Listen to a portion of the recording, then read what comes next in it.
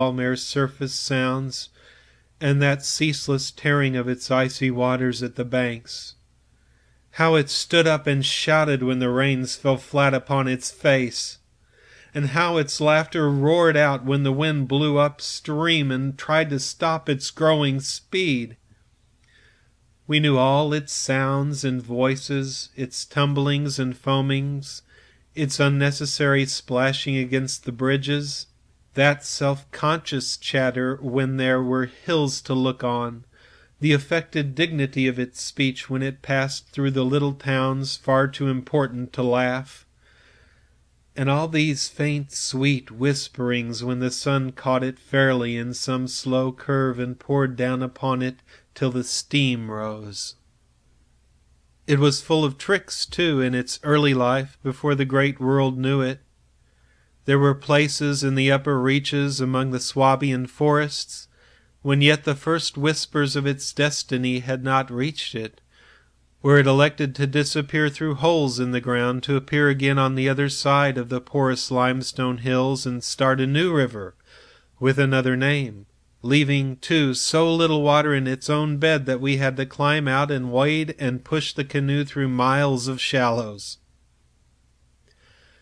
And a chief pleasure in those early days of its irresponsible youth was to lie low, like Brer Fox, just before the little turbulent tributaries came to join it from the Alps, and to refuse to acknowledge them when in, but to run for miles side by side, the dividing line well marked, the very levels different, the Danube utterly declining to recognize the newcomer.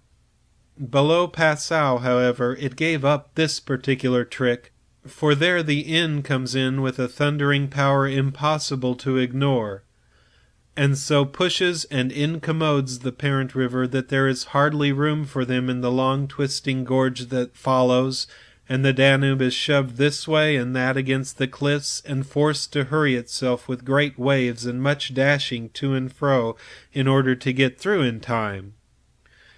And during the fight our canoe slipped down from its shoulder to its breast and had the time of its life among the struggling waves.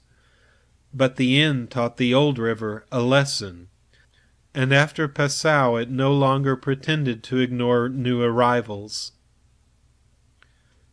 This was many days back, of course, and since then we had come to know other aspects of the great creature, and across the Bavarian wheat plain of Straubing she wandered so slowly under the blazing June sun that we could well imagine only the surface inches were water, while below there moved, concealed as by a silken mantle, a whole army of undines, passing silently and unseen down to the sea, and very leisurely too, lest they be discovered. Much, too, we forgave her because of her friendliness to the birds and the animals that haunted the shores. Cormorants lined the banks in lonely places in rows like short black palings.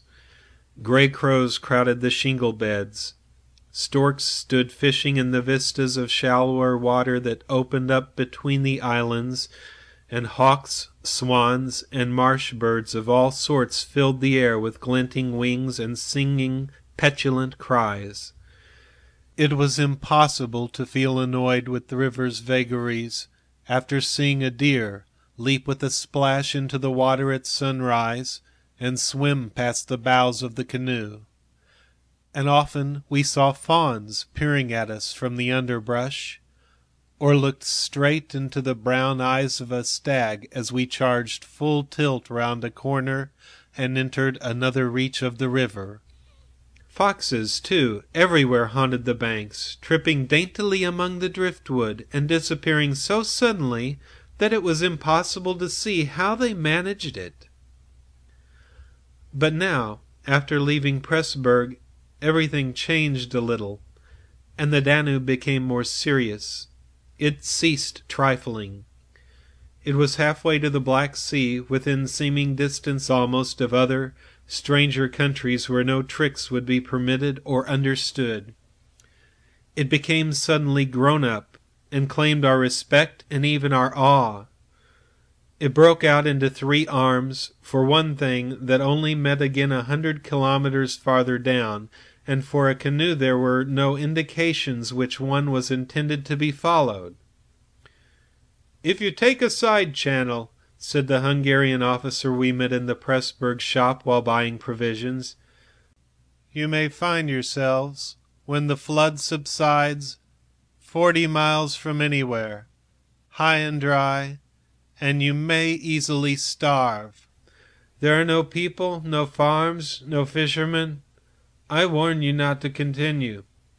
The river, too, is still rising, and this wind will increase." The rising river did not alarm us in the least, but the matter of being left high and dry by a sudden subsidence of the waters might be serious, and we had consequently laid in an extra stock of provisions. For the rest, the officer's prophecy held true, and the wind, blowing down a perfectly clear sky, increased steadily till it reached the dignity of a westerly gale. It was earlier than usual when we camped, for the sun was a good hour or two from the horizon, and leaving my friend still asleep on the hot sand, I wandered about in desultory examination of our hotel. The island, I found, was less than an acre in extent, a mere sandy bank standing some 2 or 3 feet above the level of the river. The far end, pointing into the sunset, was covered with flying spray which the tremendous wind drove off the crests of the broken waves. It was triangular in shape, with the apex upstream.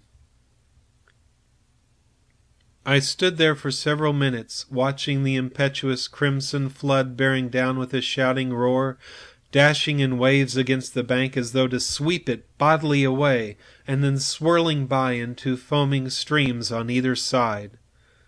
The ground seemed to shake with the shock and rush, while the furious movement of the willow bushes as the wind poured over them increased the curious illusion that the island itself actually moved. Above, for a mile or two, I could see the great river descending upon me. It was like looking up the slope of a sliding hill, white with foam, and leaping up everywhere to show itself to the sun. The rest of the island was too thickly grown with willows to make walking pleasant, but I made the tour nevertheless. From the lower end the light, of course, changed, and the river looked dark and angry. Only the backs of the flying waves were visible, streaked with foam, and pushed forcibly by the great puffs of wind that fell upon them from behind. For a short mile it was visible, pouring in and out among the islands, and then disappearing with a huge sweep into the willows, which closed about it like a herd of monstrous antediluvian creatures crowding down to drink. They made me think of gigantic sponge-like growths that sucked the river up into themselves. They caused it to vanish from sight. They herded there together in such overpowering numbers. Altogether, it was an impressive scene, with its utter loneliness, its bizarre suggestion, and as I gazed long and curiously, a singular emotion began to stir somewhere in the depths of me. Midway, in my delight of the wild beauty, there crept, unbidden and unexplained, a curious feeling of disquietude, almost of alarm. A rising river, perhaps, always suggests something of the ominous. Many of the little islands I saw before me would probably have been swept away by the morning. This resistless, thundering flood of water touched the sense of awe. Yet I was aware that my uneasiness lay deeper far than the emotions of awe and wonder. It was not that I felt. Nor had it directly to do with the power of the driving wind, this shouting hurricane that might almost carry up a few acres of willows into the air and scatter them like so much chaff over the landscape. The wind was simply enjoying itself, for nothing rose out of the flat landscape to stop it, and I was conscious of sharing its great game with a kind of pleasurable excitement. Yet this novel emotion had nothing to do